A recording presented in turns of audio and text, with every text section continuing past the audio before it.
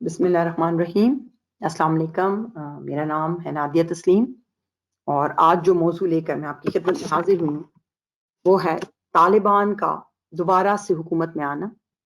اور ان کی حکومت بنانے کے پاکستان کے اوپر جو اثرات مرتب ہو سکتے ہیں ان کے بارے میں ایک تبصرہ کرنا، ایک تجزیہ کرنا۔ یہ سوال آج کل ہر خاص و عام کی زبان پر ہے اور اس کے بارے میں آج کل ہر طرف تبصرے کیے جا رہے ہیں، جس میں ہم ایک تھوڑا سا کیا حقائق رہے ان کی نظر میں اس ٹاپک کو یا اس موضوع کو دیکھنے کی کوشش کریں گے، اس پہ بات کرنے کی کوشش کریں گے۔ جب ہم طالبان کا دوبارہ حکومت میں آنے کی بات کرتے ہیں تو بظاہر ہمیں یہ پورا جو ایک آپ کہو کہ ایک واقعہ ہے یا جو پورا طالبان کی حکومت کا ٹوٹنے کا عمل اور پھر دوبارہ حکومت بنانے کا عمل، تو اس کو ہم دیکھتے ہیں 9/11 کی روشنی میں۔ 9/11 وہ دن تھا، سپٹمبر کا جو مہینہ ہے اس کی 11 تاریخ تھی، جب امریکہ کے ورلڈ ٹریڈ سینٹر پہ اٹیک ہوا، اس پہ ایک حملہ ہوا، اور اس کے بعد امریکہ نے ایک جنگ کا اعلان کیا جس کو انہوں نے گلوبل وار اگینسٹ ٹیررزم کا نام دیا، اور اس جنگ کی زد میں پہلا ملک جو آیا وہ افغانستان تھا۔ افغانستان کے اندر اس وقت طالبان کی حکومت تھی اور طالبان کی حکومت ختم کر دی گئی اس جنگ کے نتیجے میں۔ وہاں سے ہم دیکھتے ہیں کہ امریکنز نے ایک نیا سسٹم افغانستان میں لانے کی کوشش کی۔ افغانستان کے اندر انہوں نے ایک بہت ساری چیزوں کو تبدیل کیا، اور بظاہر وہ اپنی فتح کا جشن مناتے رہے کہ انہوں نے طالبان کو اور انہوں نے القاعدہ کی بنیادوں کو ہلا کے رکھ دیا۔ اب اس کے بعد 3-4 سالوں بعد ہی ہمیں طالبان کی دوبارہ سے ایک کاوش دکھائی دیتی ہے جو انہوں نے امریکنوں کے خلاف شروع کی افغانستان کے اندر، اور اس کا نتیجہ ان کی فتح میں ہوا جو 2021 میں جب انہوں نے دوبارہ اپنا جھنڈا افغانستان کے حکومتی اداروں پر لہرایا تو پوری دنیا نے اس کو دیکھا۔ تو یہاں سے 9/11 اور امریکہ کی جنگ جو گلوبل وار اگینسٹ ٹیررزم ہے، وہاں سے ہمیں طالبان کے عروج تک کا جو پورا ٹائم ہے، جو پورا ایک سپین ہے، جو یہ جو وقت ہے، اس پہ ایک نظر دوڑانی ہے۔ لیکن جب ہم طالبان کے دوبارہ حکومت میں آنے کو دیکھنا چاہیں یا اس کے اوپر تبصرہ کرنا چاہیں تو ہمارا وہ تبصرہ نامکمل ہوگا اس وقت تک جب تک ہم تھوڑا سا ماضی کی طرف نہیں جاتے، تھوڑا سا اس بات کے اوپر نظر نہیں ڈالتے کہ یہ پہلا طالبان کی جو ظہور پذیر ہونا ہے یا طالبان کی جو ابھی کا حکومت میں آنا ہے، فتح ہے، یہ پہلی فتح نہیں ہے۔ طالبان پہلی دفعہ ان کا جو یہ کامیابی کا مرحلہ تھا، پہلا مرحلہ تھا، وہ 1994 میں ہوتا ہے جب طالبان افغانستان کے اندر پہلی دفعہ زیادہ تر علاقوں کے اوپر اپنا کنٹرول بنانے میں کامیاب ہو جاتے ہیں، یا زیادہ تر علاقوں میں اپنی حکومت بنانے میں کامیاب ہو جاتے ہیں، اور اس کے بعد باقاعدہ وہ پورے افغانستان کو کچھ سالوں تک اس کے اوپر اپنی حکومت بنائے رکھتے ہیں، چاہے دنیا نے اس حکومت کو نہ مانا، لیکن طالبان طاقت میں رہے، طالبان نے اپنی حکومت قائم رکھی، اور وہ حکومت تھی جس کو 2001 میں گرایا گیا، اور ابھی 2021 میں انہوں نے افغانستان کو واپس لے لیا اور اپنی حکومت وہاں پہ دوبارہ بنانے میں کامیاب ہو گئی۔ اس لیے یہ وہ سوال ہے جس نے بہت سارے لوگوں کو دوبارہ سے جھنجھوڑا، اور بہت سارے لوگوں نے اس پہ تبصرے کیے، بہت سارے تجزیہ نگاروں نے اس پہ بات کی کہ طالبان کا دوبارہ سے حکومت بنانا افغانستان میں یہ کس طرح سے ہوا، اور پھر اس کا کس قسم کے اثرات اس سے مرتب ہو سکتے ہیں۔ جب ہم اس سوال کو دیکھنے کی کوشش کرتے ہیں تو کیونکہ یہ بہت آسان سوال نہیں ہے تو ہمیں بہت سارے سوال اس کے ساتھ جڑے ہوئے دکھائی دیتے ہیں، اور ہمیں ان میں سے ہر سوال کو دیکھنے کی ضرورت ہے۔ اس کے لیے ہم الگ الگ اقساط پہ مبنی یہ پروگرام اپنا آج شروع کر رہے ہیں، جس کی ہر قسط میں ہم ایک الگ سوال کے اوپر روشنی ڈالیں گے، ایک الگ سوال کے اوپر تبصرہ کریں گے۔ آج کے اس قسط میں جو ہمارے پاس سوال ہے وہ ہے ہو آر طالبان، یا طالبان کون ہیں۔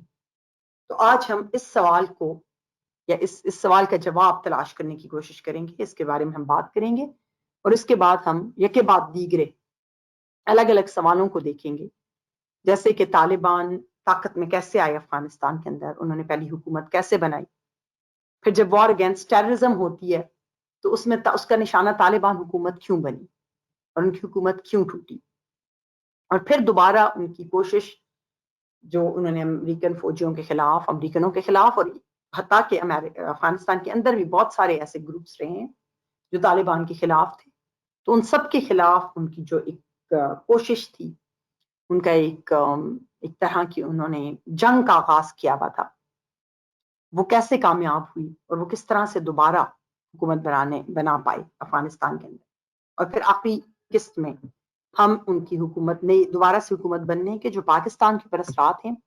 ان کو تلاش کرنے کی کوشش کریں گے یا ہم ان کو معلوم کرنے کی کوشش کریں گے. تو جو پہلی قسط ہے آج کی ہماری، وہ اس ہو کے کوسچن پہ بات کریں گے ہم اس میں، یا اس کو ایڈریس کرے گی. اور ہو سے مراد ہے کہ طالبان، ہو آر طالبان، طالبان کون ہے. طالبان کے بارے میں بہت لکھا گیا، طالبان کے بارے میں بہت سارے ویسٹرن آتھرز نے، ویسٹ کے جو مصنف ہیں انہوں نے بھی بہت لکھا، پاکستانی مصنفین نے بھی لکھا، اور بہت لوگوں نے بہت کچھ لکھا. الگ الگ طرح کی طالبان کے بارے میں لوگوں کی پرسپشن موجود ہے. لیکن جو ایک آتھر احمد رشید، جن کا کام بہت زیادہ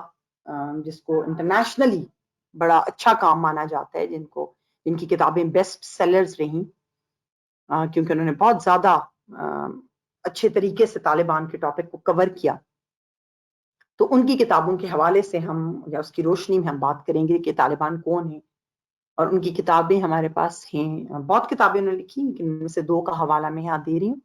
ایک ہے Taliban, the story of the Afghan war Lords,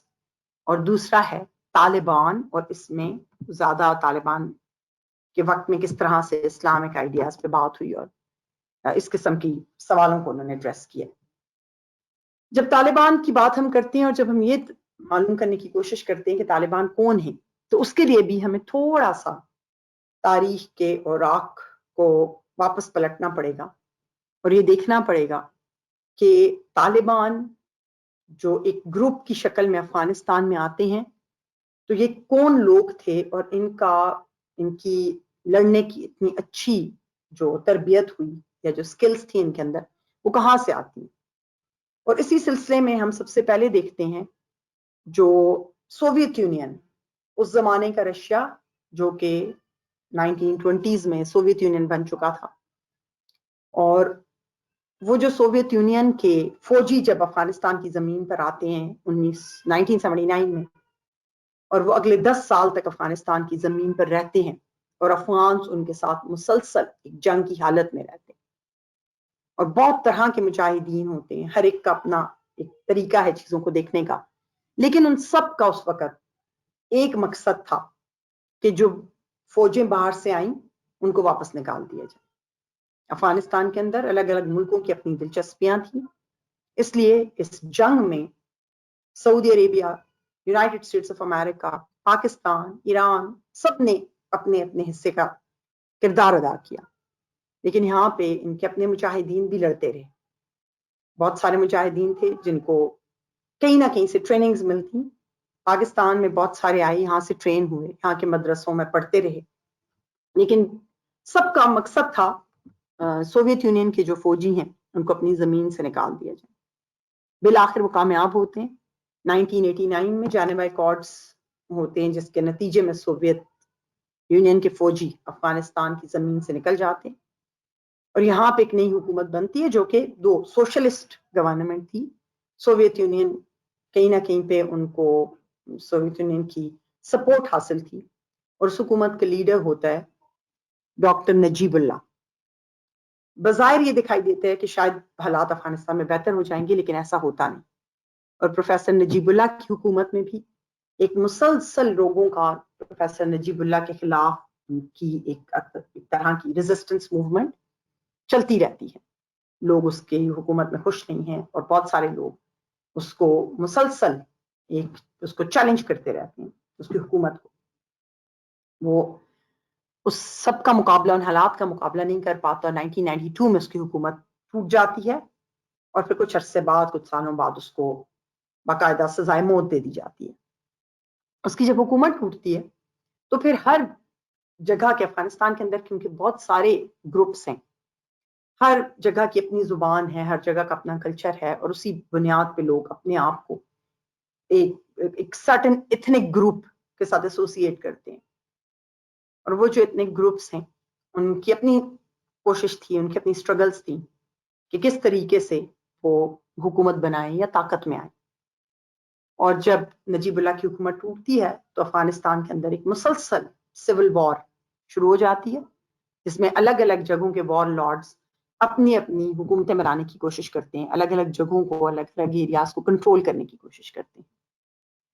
اس سلسلے میں ہم یہ دیکھتے ہیں کہ افغانستان کے اندر پہلی دفعہ پشتونز کی بجائے جو نان پشتونز ہیں،